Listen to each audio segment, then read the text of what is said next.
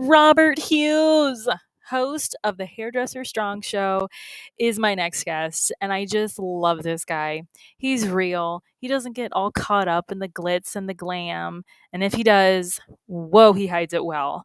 I mean, he's the Bitcoin stylist and he wants to inspire, educate, and make money no matter what. Who cares what anyone says? You do you, boo, and I'm here for it. Listen into our chat and tell me what you think.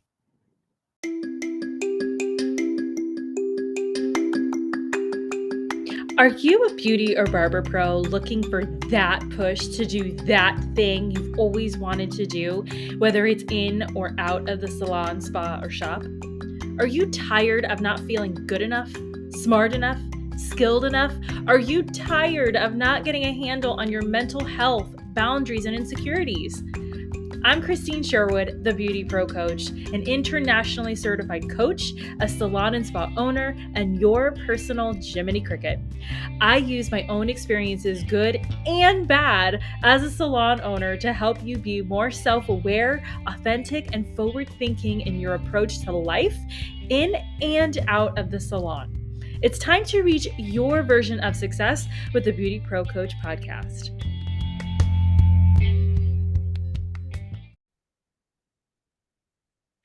Hello, fabulous listeners. I am here with the fabulous Robert Hughes, who is also a podcaster, and his show is the Hairdresser Strong Show. And I was a guest on his show, but Rob, how are you? I'm so good. Thank you so much for having me. I'm very excited to be your guest on the show. Thank you. We're so excited. So tell everybody, in case they don't know who you are and what you do, fill everybody in on Robert Hughes. Okay, well, should I start at the beginning? Let's do it. Start at the beginning. Okay. Like reading Rainbow. Let's go. Well, I got a part-time job in high school working at the front desk of a hair salon. The position was solely concierge. I would just check people in, check people out. I would book appointments for people on the way out the door, and I would have to tell the stylist that their client has arrived. And I also had to learn the retail because people would ask me questions about products. And I was a senior in high school, and I did not like the idea of being institutionalized for 4 more years and by going to college. And I got the job at the salon, and it was amazing. Like all the people were so cool. They took me out. They told the door guys that in town that I was 21. I got to go out at 17, and I had left home, so, and I was living with my sister, and she just wanted me to check in to make sure that I wasn't gonna, I didn't have any tests due or papers due for school, and that I was still alive and I had somewhere to sleep, and that was the bar, So I experienced like this world as like a semi-adult, being able to, like, I don't know, it just that's what originally attracted me to the industry. And then um some time went on, maybe like a year, and I started seeing all my friends go off to college, and I started to think about, wait a minute, how long am I gonna screw around here. Mm, And I was assisting. I started off at the front desk doing concierge only. Then I mhm. moved in to the desk. I started taking money. I started dealing with phones, and then I became an assistant. And this is over the course of like 4 salons in 3 states, basically. Like I started in Southern Maryland, and I was in Annapolis. I worked in 2 salons in Annapolis. And then I moved to Miami. I worked in 1 salon in Miami. And then I moved back to the DMV, DC, Maryland, Virginia area.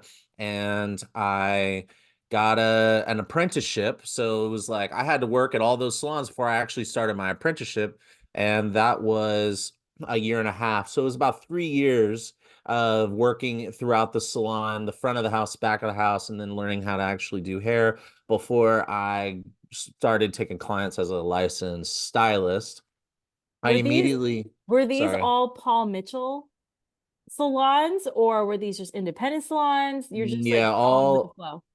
all independent salons, all mom and pop, single location salons. Okay. Uh, then after I got my license, I had a big falling out with my boss because she said that I had to work 6 days a week to get a return, so they could get a return on investment for training me. And I told her that I got a job teaching at a school and I was just licensed. And and I totally BS'd my way in there.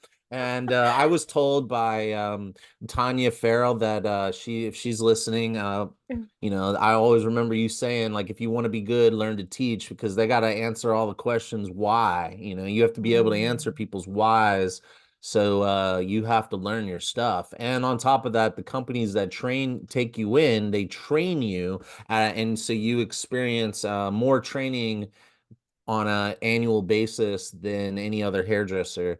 So I like the way that sound. I was all about like fast tracking myself. Unfortunately, it doesn't mean there's no fast tracking through the work. You still got to do the work, but there are ways that you can advance your career quickly. So I was interested in technical advancement. mm. And so I got into teaching. They let me teach. I was a day school. It was not a Paul Mitchell school. It's called Graham Webb. And I remember Graham Webb. yeah, Oh, yeah, I do. I really like them. Go ahead. yeah, taking it back. Yeah, Yeah. the products, and yeah, so they had a school, and they taught me how to do perms, and or sorry, I taught perms, rolling, roller sets, braiding, skin disorders, nail Mm. disorders, everything except cutting and coloring. And they didn't say that when they hired me. I was like, I just became a teacher. I don't even know how to do hair. And turns out they're like, no, we know you don't know how to do hair, but you can teach this stuff. You can teach the stuff that you passed the test on, but like we can't let you represent us for cutting and color education until you've trained significantly. So for about a year or two, I was going in and taking advanced education classes, once or twice a month, and I had a falling out before with my original salon that I did my apprenticeship program, and they didn't like that I took this job. And so I said, well, it's in your best interest that I take this job. I was like, I'm going to be working there 2 days a week. I'm going to be working for you 5 days a week. That's 7 days a week that I'm going to be working, and I'm okay with it. And I feel like you should be too. And she was not interested in that. She was very unhappy with it. She actually like swung at me. I mean, she like cocked back like she was gonna hit me. She didn't Holy like that I was cow. What? she didn't like that I was putting my foot down and being like, I know what's best for me and you. Just let me live, honey. Let me live. Oh my Yeah. God. That's so Um, did you end up like teaching there at that salon? Like, did she allow you to be No, you? this I had No. to leave the salon. I Yeah. someone who worked at that salon who had just come there, she was part of a big walkout of a bunch of stylists from this one company to the salon that I was doing my apprenticeship program. And she said, "Hey, I can refer you to the owner of the old salon that I used to work at."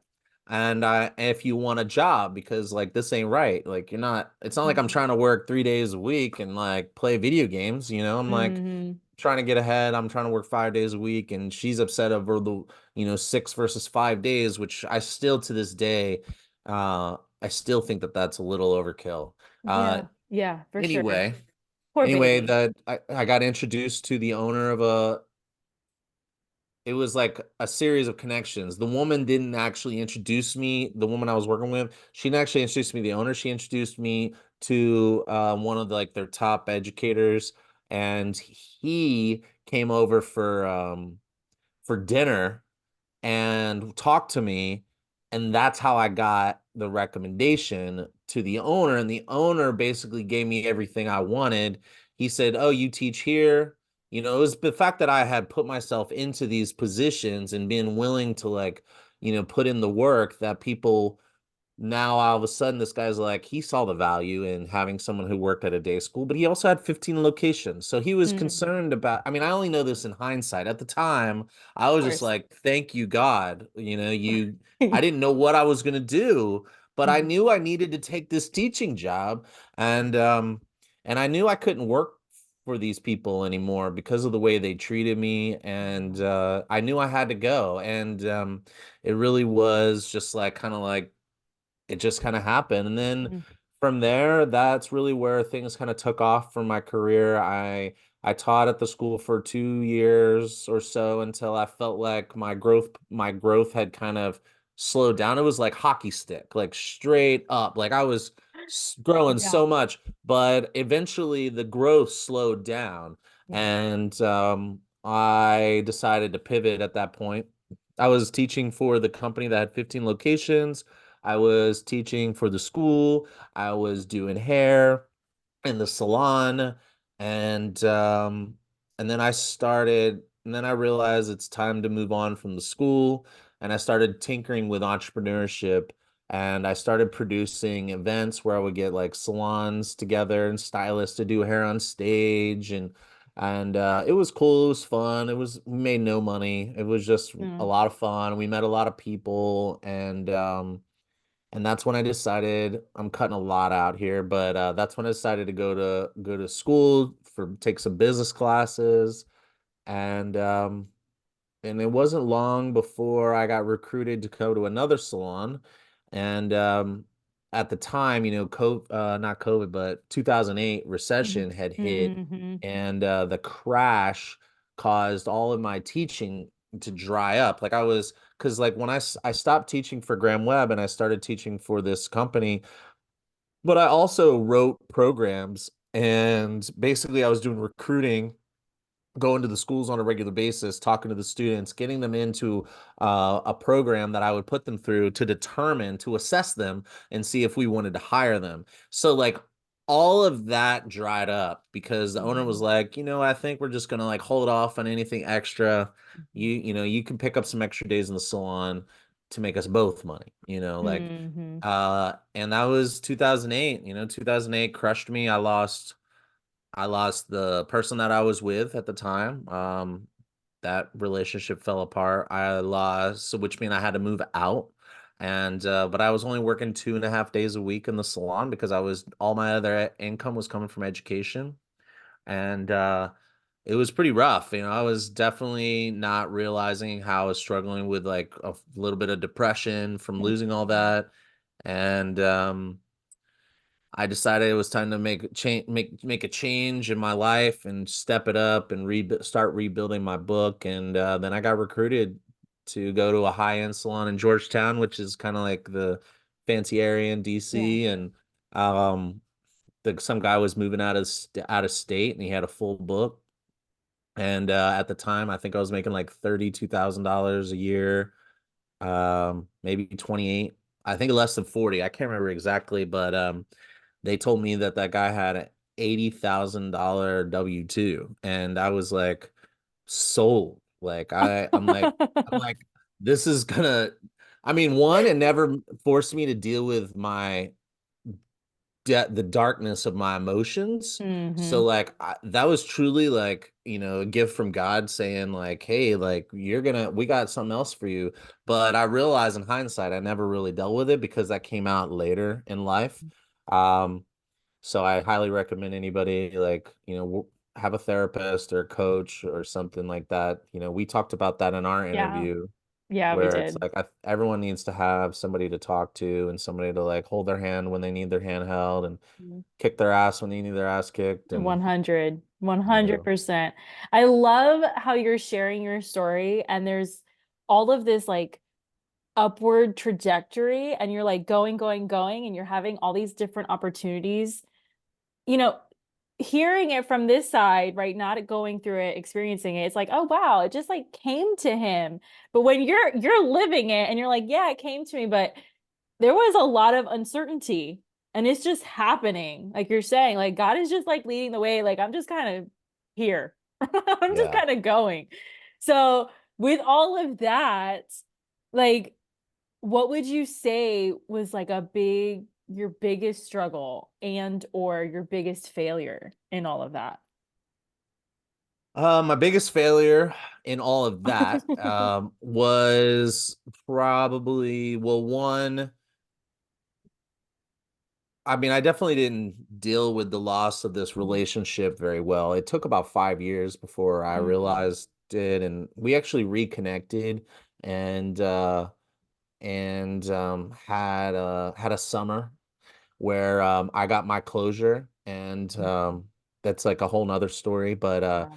But it took 5 years for me to realize that every relationship I had was doomed from the beginning. Like, and in hindsight, I realized that because like I was always holding a candle to this person that got away, and I didn't know that at the time. So like that deal with your shit. I think that that's important. It's hard though because like we got bills to pay and like I Mhm. got dreams and I just want to keep on chasing them. And but I will say this, when I got recruited to go into the high-end salon into a full book, I was so scared of the confrontation by telling my boss that I was working for at the time, who gave me everything I wanted to have from that other salon where I was arguably not being treated and talked to the way that maybe I should have been.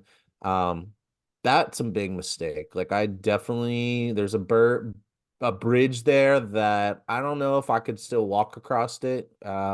Maybe might have to like throw a rope and like swing and then climb up the rope to get to the other side.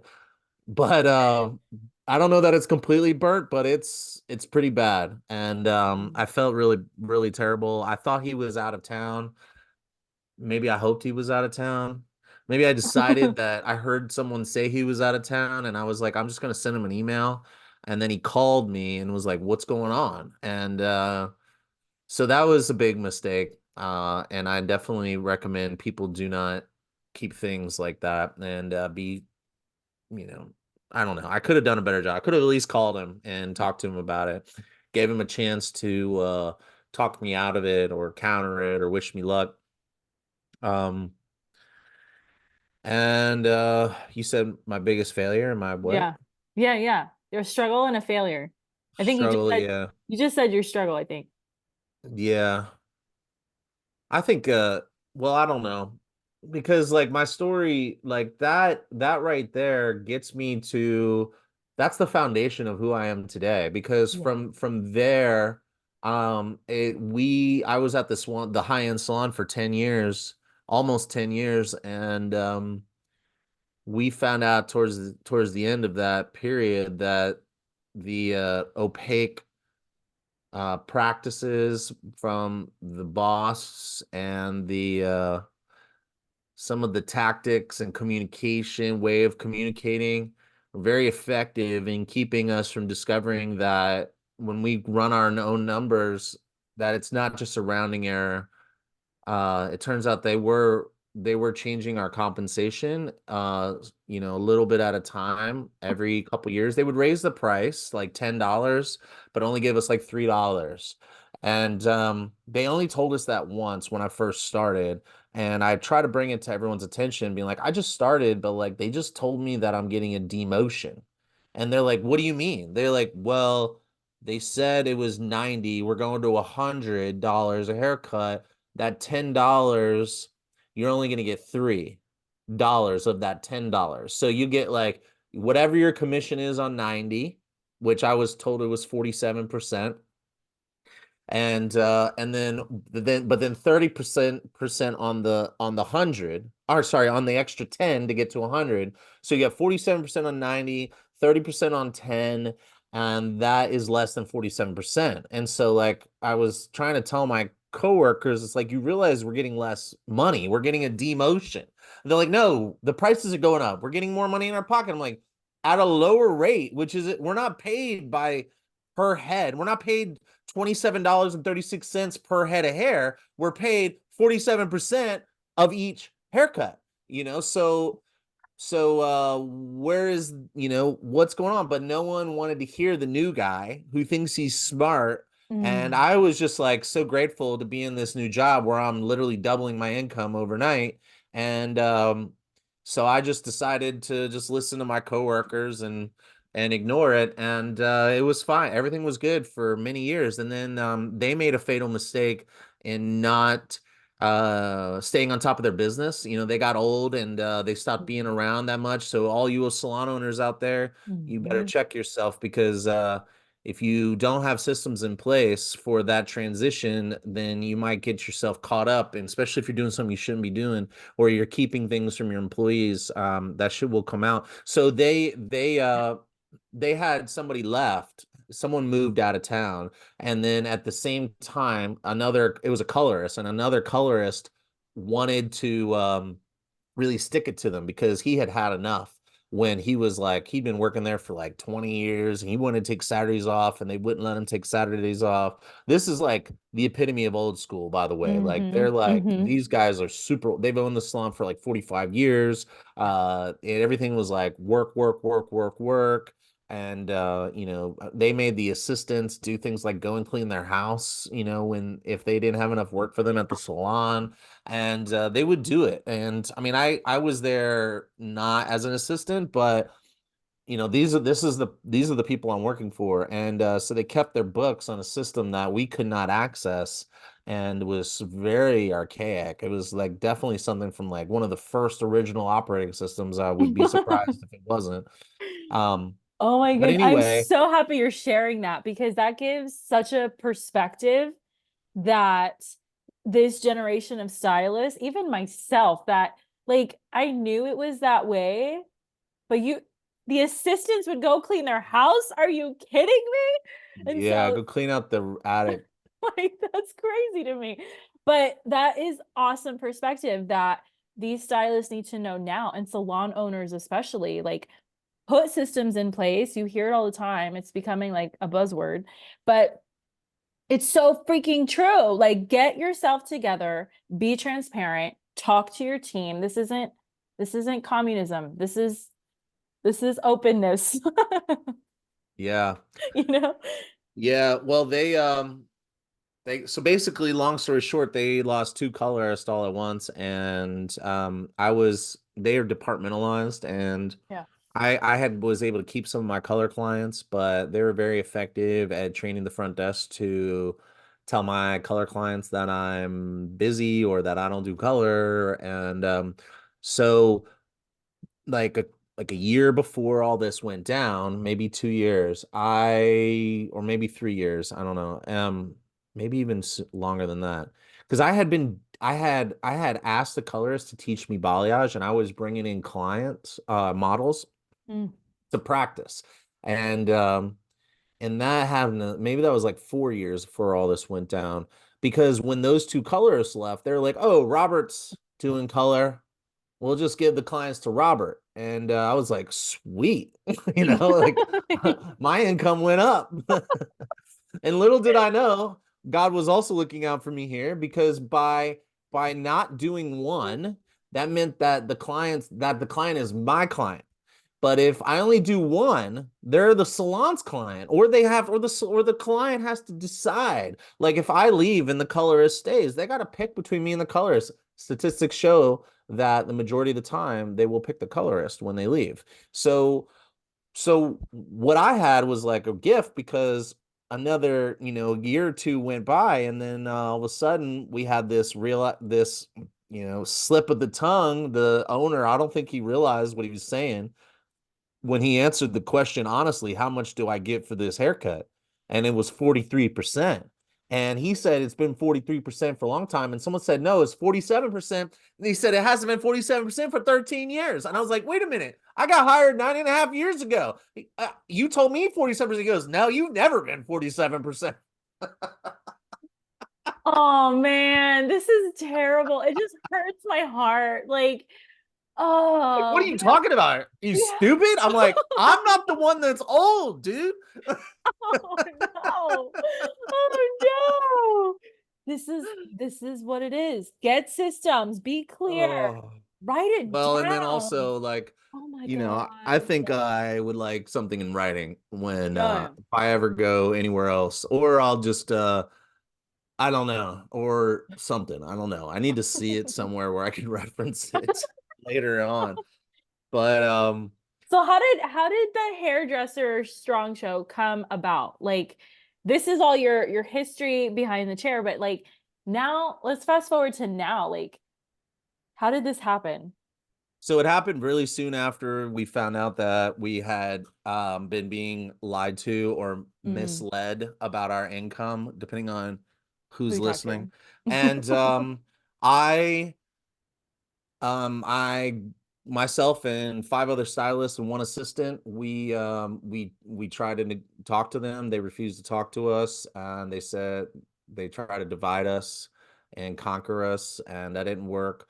So more than half of us walked one block down the street to another Guy Givens thing. There was a salon open where the owner, I had played poker with him in the past. He had just renovated within a few years, beautiful salon and no employees. He had just lost like a couple of stylists, and his partner had moved to Turkey. So like he was still trying to figure out ownership, without his partner, and was still figuring out employees and stuff. And we went over and we're like, "Yo, this is what's happening." And we cut a deal, and we left. And when we left 10 weeks before COVID hit. And so we got, luckily, another gift from God. Like one of the other stylists we were all supposed to wait a couple more weeks to tell him everything once we finalized every single nuance of the deal. And she was like, I can't take it anymore. They want to have a meeting with us. I'm going to tell them tonight. And we've negotiated the most important part, which is how we're getting paid. We don't need to negotiate anymore. And I was like, well, you're making a unilateral decision for everybody, but I guess this is what we're doing. And thank God that we did, because if she hadn't made that decision, then we would have had less than 10 weeks to get stylist Mm, clients in. And 10 weeks is enough time to get every single person in, almost 99% of people, and maybe 90% of people in at least once. We don't have a lot of 12-week, three times, two times a year types clients. And if not twice. So when COVID shut us down, we had our people, and then all that stuff was in the past, because now we had this new frontier to mm, figure out, how do we survive mhm, COVID? Well, I got COVID in August of 2020. I was the first person that I knew that had COVID. I was the first person in our entire industry that I knew that had COVID. mm, And I screwed up because I didn't have shutdown protocols. The PBA, the health department, the CDC, not one of those mhm, organizations gave you shutdown protocols. They gave you preventative protocols, which I was so proud that I was listening to the government speak. But when I realized that I wasn't thinking critical about my own business or the people that rely on me, that's when I realized that I had failed tremendously. So after I got better, I decided I needed to share my experience and share what our closing shutdown protocols should have been, and hope that no one will make the same mistake. And that was the first podcast that I ever did, was to share with people what happened to me, and in hopes that it won't happen to them. And the impact, the people who reached out to me and messaged me and asked me, it wasn't huge, but it was more than nothing. And people looked at me as a person that could help them, and I really loved that. And I liked the whole media thing, and so I decided I would get started. I was doing it with another guy, and it was just too demanding for us to be able to coordinate our schedules. Like our times just didn't align. So he decided to leave. I recruited my wife to come on and be my partner, as her background is in events, and she was just getting into marketing, and doing like a bunch of like classes and certification courses and stuff. So it made sense for her at the time to take on a project to have as a portfolio project. And that is how the Hairdresser Strong today, that's how it came. Now, what I decided, I needed a topic.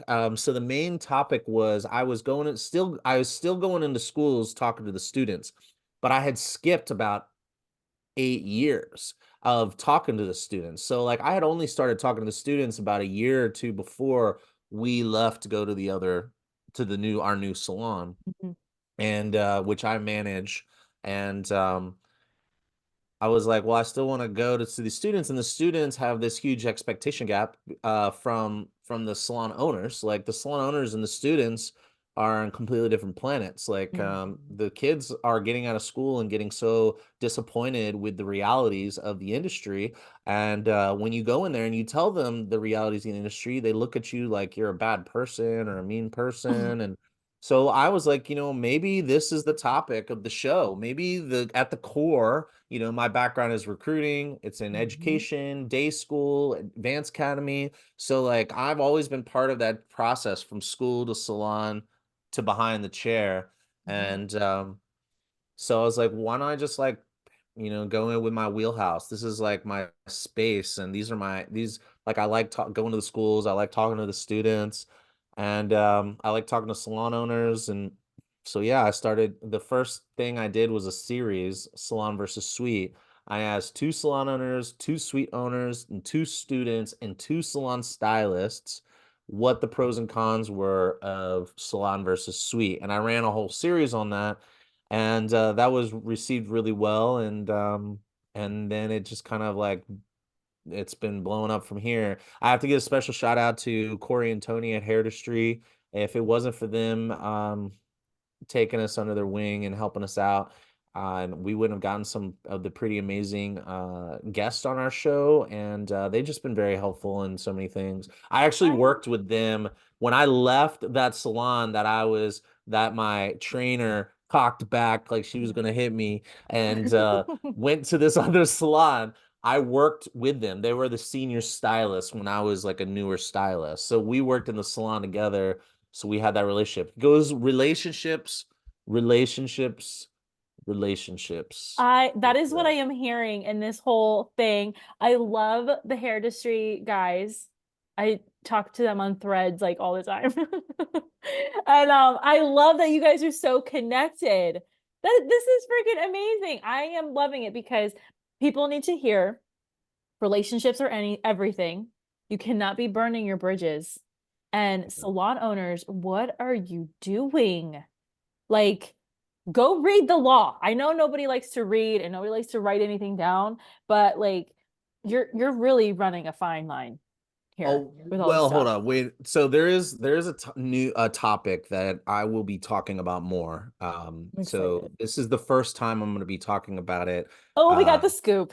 Okay. it Okay. came up in another conversation where someone said something, and it's really been on my mind. And you know, we I know firsthand that there's toxicity in our industry. There's Hmm. toxic salon owners. I know firsthand.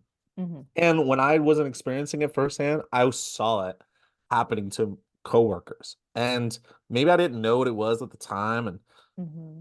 I don't know. I don't know what I thought of it at the time. I was like, oh snap, they're getting their shit thrown out the front door, Like, and and the cops are getting called. It's like, what is this? All kinds yeah. of crazy stuff. And Yeah.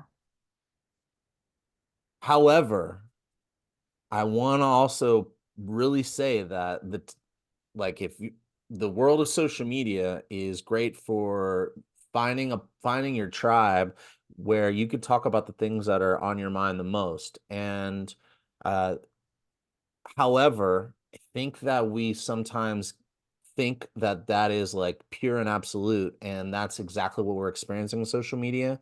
But what I've found through the last 3 years of trying to dig into this situation, the differences between what the rising stylists see for their future and what the salon owners need for their business, um, I found that the information we consume is heavily influenced by influencers, people who, are out there doing what we're doing. Hmm. And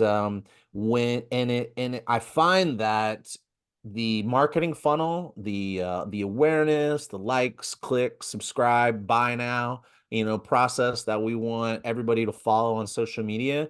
Well, it turns out that things that are a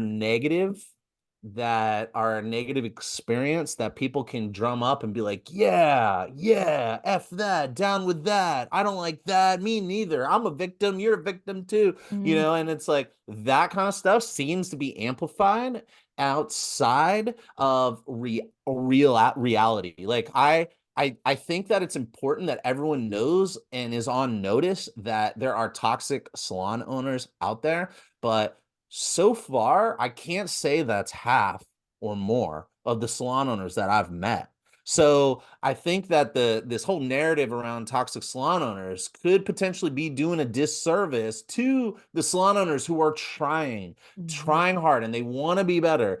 And just because a salon owner expects their apprentices slash assistants to clean the bathrooms and do laundry and mop the floors does not make them a toxic salon owner. Okay, so I think it's really important that we be careful. Like, yes, I've been a victim. I have seen it happen to others, and I know that it's real. However, I do want to make sure that I recognize all the awesome, amazing salon owners that are out there bending over backwards, bleeding and sweating and crying just so that you can have a job. I want to make sure that that Yeah. is, I've said that. Now, all the salon owners who are not, you've been warned. Like, Mm. your business is going down, and I promise you that. Period. Full stop. Because no way you're going to get away with it anymore. No young person's going to want to work for you. And all you people who are not young that are listening or watching this, then I think that you need to make sure that you do your homework. And Yeah. if there's a job opening at the salon and no one else is working there, I don't know. I say that because the salon that I came from, they've hired people since then, and Yeah. they have changed their ways. They did change their ways. They changed their operating system. They gave everyone a raise to 50%, and now they can all check their books on an app on their phone. Yes. So, See? like, It's beautiful. we had to deal with it. We had to confront it. We had to do what we did so that they were put on notice. If they wanted to Yes. keep their business, they had to make changes. Would I go and work for them now? No. But would I recommend you go and work for them? No. But would I stand outside their door and try to warn everybody not to go work there? No, because as far as I know, the things that I had issues with, they've changed. So, anyway, that's just a No, I love it's a that dose of because reality right there. I love it. I love it because I actually did talk about that in one of my earlier episodes that I myself we had salon walkouts. COVID was a crazy time. Like that was such a pivotal moment in for everybody. Absolutely everybody. And you learn so much about yourself when you have a business. It doesn't matter what kind it is. That is like the ultimate self-help discovery thing that you can have. And you change if you don't change, you will die in this industry. Like you will just fizzle out. So you got to change. You got to go to therapy, go to counseling, figure out why people are leaving you both in relationships and business, you know? And Yeah. you mentioned that like your relationships were suffering, you were like kind of hopping around like we at the end of the day we're human. Like we do have other interests outside of the salon and if we don't fix our problems, it's gonna come out. So with that, and because you do speak to salon owners and rising stars, like what is a trait that they absolutely need? They need to have it Who? to get anywhere. Stylists, salon owners. I know it's different for Oh. both, but Well, I would say for anybody that's in school, or early in their very early, like first year, maybe two of their career, if you're a rising stylist, my recommendation is to go shadow at salons. Look, find out where your local salons are, hit them up, ask them to shadow. There is no better education than real world experience. And if you can't get experience because you can't afford to take a job making that pays maybe minimum wage or a little more than minimum wage because you already got a job while you're in school. I get it. So if you could try to shadow at one salon a week or every other week for 2 to 4 hours, then you won't be necessarily sacrificing very much money, if any at all, because you might be able to find somebody that host you at a time when it's convenient for you. That will set you up for success because you will learn the things that you don't even know you don't know. And what that mainly is how do these people operate? And if someone isn't going to let you shadow, do you really want to work there? Like why wouldn't they want you to shadow? Like now if there are a few salons, and I'm not going to name them, that I know that might not like shadowing because of COVID. They're still worried about COVID. They still space out. Sometimes they still feel the mask. Now, those are not who I'm talking about. But anybody else who's got a salon that it's not going to be like I mean, a suite might be a little difficult to go and shadow at, but yeah, there are caveats to my statement, but nonetheless, go and shadow. Probably only want to work somewhere that will let you shadow. Figure out which questions are important to you. Like, what is your pathway to growth? Like, what are my steps that I need? What are my deliverables? What do I need to bring you? How do you determine when I can move to the next step? And what are each of the steps? If they don't have it in writing, you bring a notepad and you write it down and then show it to them and say, is this my process? Just to make Mm. sure we're on the same page. And then, like, salon owners, be ready for people to ask questions about your business. Like the young people, they want a clearly, they only, you can listen to all these national surveys and all these polls and stuff. And I think it's great that there's all that data out there. I mean, I do a news episode every like 2 weeks or something where I talk about data that's relevant to the industry.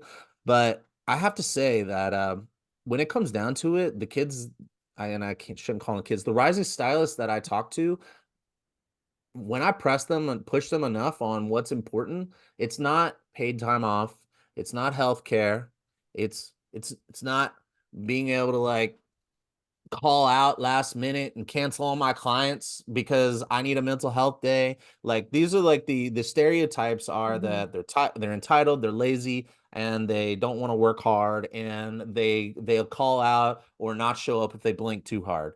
Now, I don't agree with that. I Mhm. think that social media, this is another example of how social media has amplified the negative. And so, like, I think that we all see this negative stuff.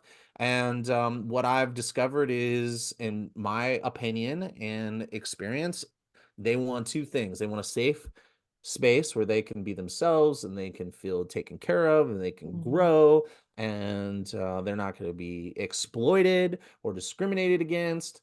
And then they want a mentorship with a clearly defined Mhm. pathway to growth. If you can deliver on those two things, then I think that you're going to be okay. And just like maybe use some chat GBT and update some of your copy on your website and stuff like Yeah. that, and say, Yeah. make this sound like appealing to Gen Z or something like that.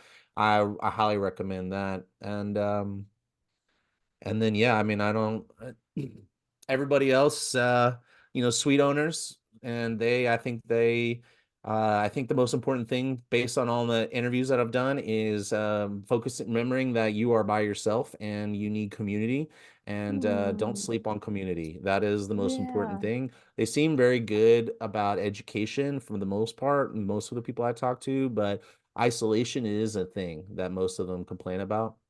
And then salon stylists.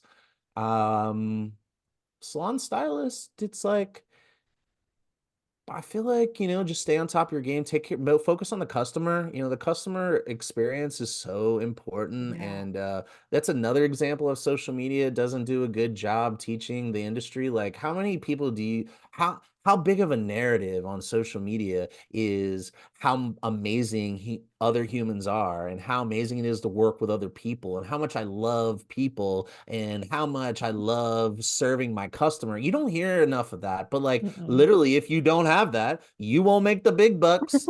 So like, what is that about? So anyway, Yeah. that's my soapbox and my advice and my opinion and my perspective. I love that. Okay, so This is probably one of my more favorite questions. What is an insult that you have gotten that you are so proud of? An insult that was I proud of it when I got the insult? No, So no, like you're probably later, like taken back. Don't think too hard about it. um, I don't know. I don't know. I've heard a couple of things that I'm like, I don't know that I like that, but I kind of like that. I've had people tell me I'm intimidating. And like I don't want to be considered intimidating, but I kind of like knowing that I can be intimidating, like as a defensive mechanism. That is so perfect. Was this like, were these clients or were these like coworkers? I hear clients, coworkers, Like if I say, "Oh, so and so didn't respond well to this," they said, "Well, you could be a little intimidating." And so Okay. like I appreciate them saying that because I'm like I didn't notice that about myself. Um so like I appreciate people telling me if there's food in my teeth, same Right. thing. Also I yeah, that's the negative. I guess that's one of them. Or when I was younger, uh I used to be made fun of because I have a big nose and I totally feel like I grew into my nose and I'm like never People would are feel that way. ridiculous. People are so mean. Oh my goodness. Your nose is fine. I think so, but I mean, I was really skinny and I shot up really fast when I was Oh, younger, okay. and that's when I was made fun of. And then, oh, Mr. Clean.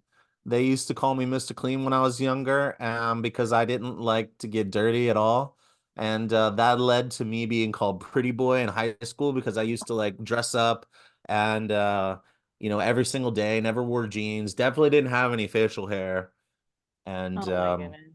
yeah. I don't like to get dirty either. And I signed up for one of those mud runs. Oh yeah. It's happening in May, April and May, and it's like Nice. it's a thing. It is a thing for me. I get where you're coming from. I need to take pictures of myself in the mud, and then I don't have to worry about this anymore. Oh, then you'll want to do another one. I don't know. We'll see. I'll get back to you on that. So, okay, here's another question. So, working in this industry, we learn a lot about people of like all all kinds. So, what is a lesson that you have learned as a hairdresser that you wish other people in other professions would also learn? Um, a question that I'm sorry, say it again. A lesson. What's a A lesson. lesson that Okay. you've learned that other people need to learn As a hairdresser as a hairdresser about and life? but thinking about the general public. Yeah, Okay. like what Okay. does like a lawyer have to learn that a hairdresser Okay. has mastered? Okay. That's a great question. I love that question. Okay. Um, Interesting. What lesson? I mean, first and foremost, the one thing that comes up a lot is that uh, every single person on this planet should feel like it's their duty to society to work a customer service job Mm, for a period of time, at least once in their life, yes. because I think that empathy and the ability to like manage your own emotions in the face of someone else's emotional outburst Yes. and taking things personally, like everything is personal. It's like, come on, like those are the lessons I think that we could benefit widely from society. And also like I don't know, as a hairdresser, I don't know that I'm the same as other hairdressers. I'm sure there's plenty of hairdressers that are same, but I don't know that this is like a swath of hairdressing. My journey as a hairdresser, um, sorry, my dog. I know. My dog, My let okay, me my wife just got home, so that's why she's okay. playing. Okay, so the last thing is Um, shoot, I forgot what I was saying. The Uh, customer service. They need to have customer service.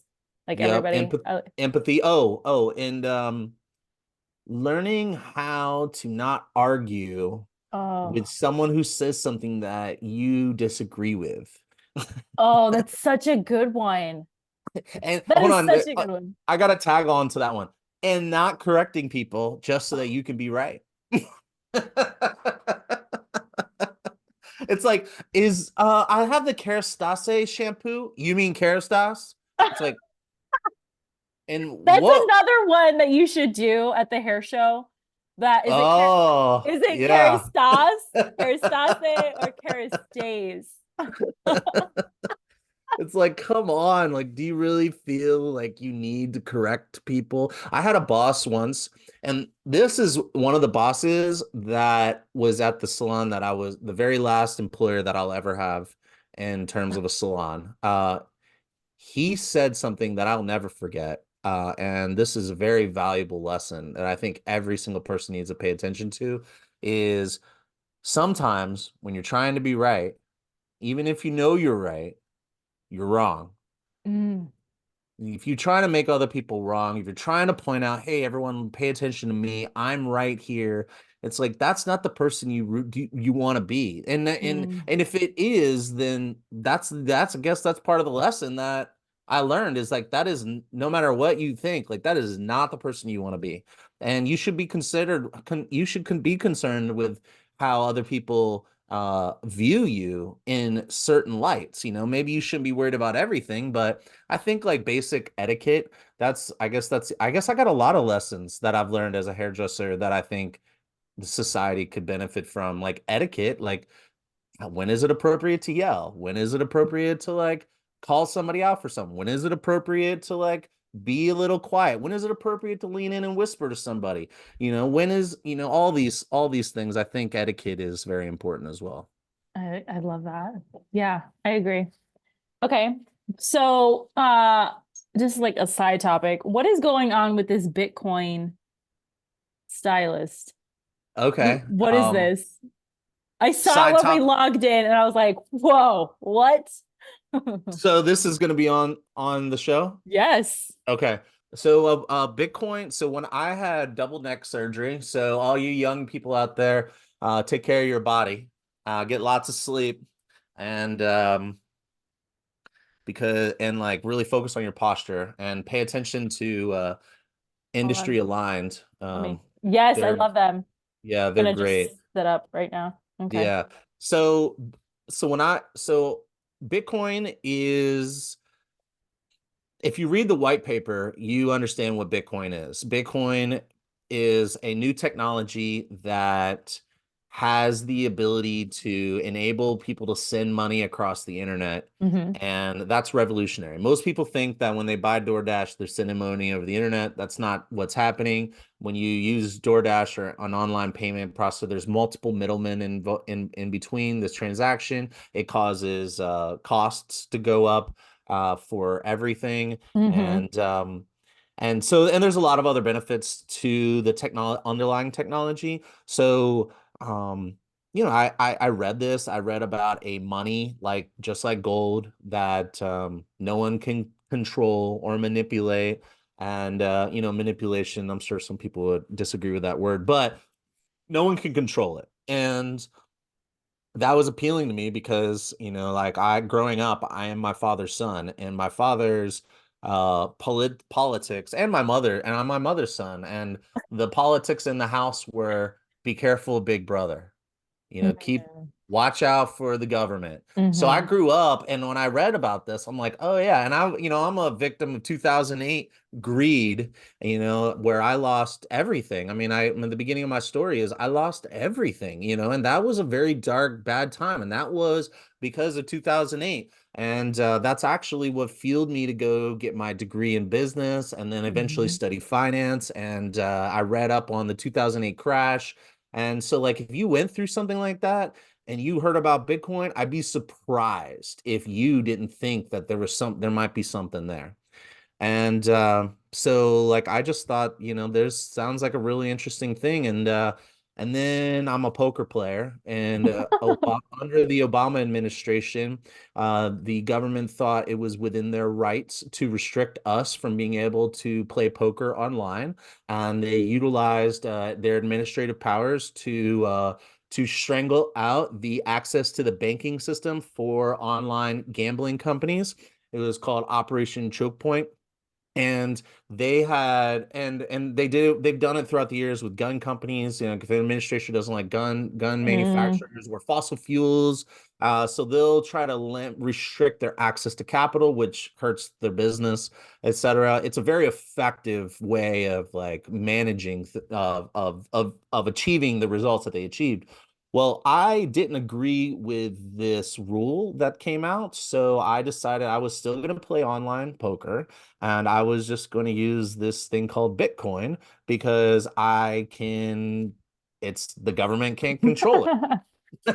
Oh my And so God. for This many is years, great. I was a user of Bitcoin, and but never an investor. I was just a user. And then the pandemic hit. And within that first week, I was like, okay, when I lost everything the first time, I did not see it coming, and I didn't have any cash. Because, like, if you would have bought after the 2008 crash, you made so much money. So much money. So, like, anybody who has cash on the sidelines and isn't like stretching themselves out too much financially, they had the opportunity to take advantage of the crash. Most money is made in crises. Most money isn't made in the good time. You make your money like there's a saying, be fearful when others are greedy and greedy when others are fearful. That's the Warren Buffett statement.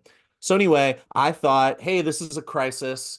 I'm gonna make some moves. So I bought a bunch of gold. I bought some Bitcoin, some Ethereum, and and I think some other commodities. And then I turned around and focused on the salon because the salon had all of my attention because dealing with the shutdown and Mhm. customers needing their color kits made and stuff. So I didn't think anything of it. And then I think you probably, if you don't know the story, what happened from the time, so Bitcoin was trading at like $5,000 to $8,000 when COVID hit.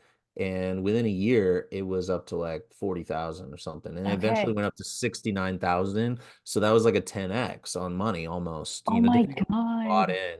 So I made a bunch of money and decided that I wanted to take all the money out. And before I invested anymore, I would do some research and learn about crypto. And I had the neck surgery coming up, and I was laid up for 6 weeks, 8 to 10 hours a day, 6 days a week. And all I did was learn about crypto. And I came back to work, and it was like coming out of a rabbit hole. And like, no, I just not the same person anymore. So Like, you are a billionaire Bitcoin person. no, No? no. Okay. Okay. 10x is not enough money. Like, you know, I had to throw it out there. I had to see what would happen. no, I mean, like if I would have put $100,000 in it, but I didn't have that kind. One, I don't have that kind of money, and two, I don't have that kind of risk tolerance. So, like, Hmm. how much money, what percentage of money would you be willing to put into something super risky that you don't know anything about? Then it's probably not that large of money. Like if you're going to put more than 20% of all your net worth of all your assets, that's a big risk. I was putting in small potatoes. I made like 10 grand, but but what I learned in my rabbit hole was that this is definitely happening. And Wow. That's so cool. just get out of the way. And like we just hit $52,000 yesterday. So it crashed from 69 all the way to 16, and there's all these scams and all these fraud cases, and it's all kind of like getting flushed out of the system. And now we just got a regulated a regulated Bitcoin product where any American can buy Bitcoin on the US stock market and within a regulated product. They don't have to worry about losing their keys or going on Coinbase or anything like that. You can just go to wherever you buy stocks and you can buy Bitcoin now. And Most people don't know that we've been fighting the industry, the crypto industry has been fighting the government for years, and we finally won a series of 3 court cases within the last year, which kind of arguably forced the hand of the government. Thank God we're in America. I don't know where else we Yeah. could sue the government and win and get our way, but so that's my This is Bitcoin amazing. stuff. Yeah. I also believe that there's a lot of technology that will be applied to small businesses once the technology is stopped being try to shut down by certain members within the government. Our notice mainly Elizabeth Warren. If you go check out Elizabeth Warren's page, she's running on the platform of building an anti-crypto army. So this is not a conspiracy theory. This is all documented. It's just not in most people's world because you actually have to be paying attention because it's not a lot of mainstream news coverage of it. Mhm. It's very much a niche, small space, and but I fully anticipate on generational wealth coming from my investments in crypto. That is so cool. I see Mhm. that happening. Like if you ever, God forbid, I don't think it would happen, but if you ever get tired of the hair world, I think you would go into that probably, right? So so like how cool would it be to be able to like um earn credit, like say every time you went to a class with salon, so any L'Oreal class, and every time you went to a conference, you went to one of the breakout rooms, and then every time you would earn these badges, which we already have Mm, badges, but maybe yeah. the badges or the points, or maybe both. Maybe you earn points and badges, and once you hit certain badges, the value of your points amplifies. Maybe 1 point becomes 1.5 points or something like that, to where it's kind of like a credit card point scheme, Um, or like, like the frequent diner schemes. yeah. Uh, Imagine if you could apply that to our industry, and like there are so many really cool ways. Like imagine if you and I teamed up and said that we're going to share the value by rewarding people for taking our respective classes, and then we pitch in for the rewards, or we go to get sponsors to say, hey, L'Oreal, like we got people pursuing their education or continuing their education. These are like high quality people. We're training them to be leaders in the industry. We know you give out 10,000 units of a new product launch. Why don't you give us 1,000 or 500, and we'll create this little like reward store where every time you take a class with an approved, authorized educator, or take like an online class versus an in-person class, you get rewarded, and then eventually you can go and shop and get a return on that. You're making these investments, but in your return on your investment is not only the education, but it's also these points that can be in rewards that can be used in exchange for tickets and So products cool. and merch. And so that's the world of crypto that is coming, but we have to get that's probably years down the line. But it's So like the anyway, Legend of I Zelda. Like it's like Zelda and Super Mario yes. like combined. Yes, yes. So yeah, so I'm interested in anybody who's interested in working on a project like that. I do not have the expertise of the development side, but I know a lot about the space and the industry. But like I think that, that's like something I do later down the road if Yeah. someone doesn't do it first. And but I don't see myself leaving the industry. Good. I didn't think so. I mean, you Yeah. can't. Like once you have a taste of the beauty and barber world, like that's it. Like you Well, can everyone's just, so square. yes, they're Where are we gonna so go? boring. Everybody's so sad all the time. Oh All right, man. so we're getting close to wrapping up. So my question is, first of all, what do you have going on right now that people can get involved with, contact you with? Okay, so I let's see. Well, we have the show, the Hairdresser Strong show, and we interview stylists and entrepreneurs in the industry that have had various level types of success, and we ask them how they got there, how they did it, what they had to go through to get there, Mhm. amongst other things. But that's like basically the core of the show. And then we've kind of branched off from that, and I'm running technical cutting education, like in-person hands-on classes from my academy days. I'm bringing academy education to the DC area because we don't have like a local academy for continuing education. So I'm starting a floating academy. So, and if anybody is interested in the DMV and getting involved in teaching, putting up some classes, hit me up. And Yeah. so And we'll do foundation. we're gonna have that information in the show notes too. Okay, cool. Okay. So there's in-person classes. We call that the No Filter Workshop, where we tear down barriers to success, and then we have the Beauty Business Brunch, which is our annual event that we host every year. It's coming up May 19th. We are bringing in speakers and panelists, and we'll have like some trivia so you can like have prize. We're gonna make it fun but serious. Yeah. Like it started off as a boozy brunch for hairdressers, and it's been growing over the years to be to have some more serious business stuff followed by some fun networking over brunch.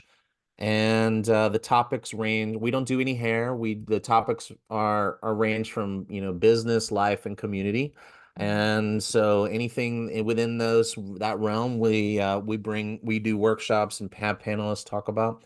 And then the last thing is something new that kind of had the idea as a great way to create new relationships in the industry. I had no idea how big of an undertaking it was going to be, so I kind of bit off a little more than I could chew. But that's what we're doing right now is just breaking it into smaller pieces so that we can chew it up. But this whole conversation, there's core topics in this entire conversation. My entire story has kind of led to this, is like young people don't know what they don't know, and you can't tell them that. So if you're listening to this and you're like, you don't know what you're talking about, you're probably right. Maybe I don't know what I'm talking about. But what I do definitely think you agree with me, and I think I'd be surprised if there's anybody in the entire industry who would disagree with this statement. The best way to find a job after school, or find a job from school into the salon, is to shadow at salons while you're in school.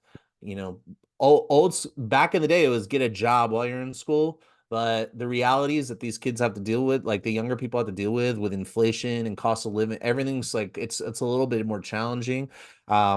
And they also have they're not being judged by their friends if they stay home till 24. So if you have that privilege and you could stay home longer, I think take that time and shadow. And if if that sounds good to you and you want to get that real world exposure, well, then I'm building a shadow program where we're just launching in the DMV, where I'm working with salons all over the DMV. I'm gonna be like that old school like door-to-door salesman going into all the salons in the area and trying to build relationships with them and getting them to come on board. I'm not selling anything. This is all free. I'm paying for it. I'm doing all the work, but I'm hoping that it is once it's built, it shouldn't take a lot of work. It's just the initial lift is going to be pretty intense, and I'm asking the salon owners all over help out with it by like coming onto the platform and opening up their schedules, at least one day a week where they can, students can come on through our site and they can discover local salons and that are nearby them, and then they can reach out directly to them, book directly with them through this shadow program. That's what I'm working on now. That's So cool.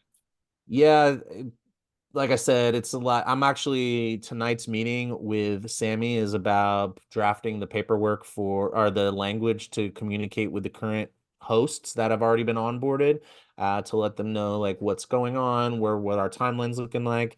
Um, so that's the big project that we're working on. Everyone should expect to hear about that very soon. May 19th is going to be our official like launch of it at the Beauty Business Brunch. And so in the meantime, people, you should start seeing us put out social media content, Yeah. and you start to see us talking about it more, and maybe even using it, sampling it. And yeah, so shadow program, beauty business brunch, and the no filter workshops. What is a question you wish I would have asked you, and what would you have responded? A question I don't I don't know. I guess I guess one question that I think would be interesting, I think is important. It still goes back to all the stuff that I've been talking about, but um, how do you handle it all? How do you like do it all? Yeah. I will say that I am human and I suffer from stress and burnout, like anybody else. And I do my best to protect myself by booking in R&R time. And I like to do fasts, once or twice a year, where I just like, maybe pick a vice, some sort of Yeah. escapism, whether it's TV um, or happy hour, or I don't know. Usually it's TV for me. Like, it's like, okay, I'm gonna just cut this out. Lent just started. I know when your viewers are watching this, they're not gonna Lent will be over, but that's a really good time for me to like clean house and focus. That seems to help me. It doesn't help everybody. So that I would answer it that way, and know that time blocking is really important. I use a tool called Coggle.it. You can look it up, Coggle.it.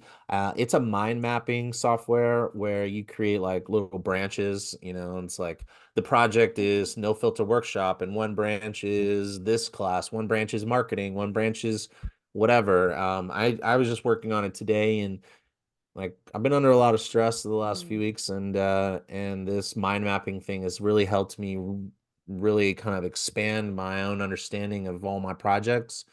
And so yeah, make sure you schedule downtime, and get the support you need. If you need some sort of professional, like my wife and I have couples therapy on a regular basis. We're also business partners, so it helps a lot for that. And I'm involved with my church, and that support community is very, very powerful to me. It's changed my life, and so like support and community is very important. And I don't think it necessarily needs to be outside of the hair community. I just think you need your people, Mhm. and yeah. I love it. Oh my goodness. Time is gone, but Rob, thank you so much for sharing your story, your origin story really, and inspiring me and so many of our listeners. Thank So, you. we're going to go ahead and wrap it up, but thank you so much for being here. Thank you for taking the time and sharing my story. We all just might have to go learn about Bitcoin now, thanks to Robert, and we'll probably have to all enroll in his class. What a great conversation on real toxic business and real beautiful outcomes from them. I hope you sign up to attend one of Robert's classes and events in the Maryland, DC, Virginia area. Hopefully, I'll get myself out there too so we can all hang out. But until then, if you loved this episode, share it with your friends, family, everyone. Until next time.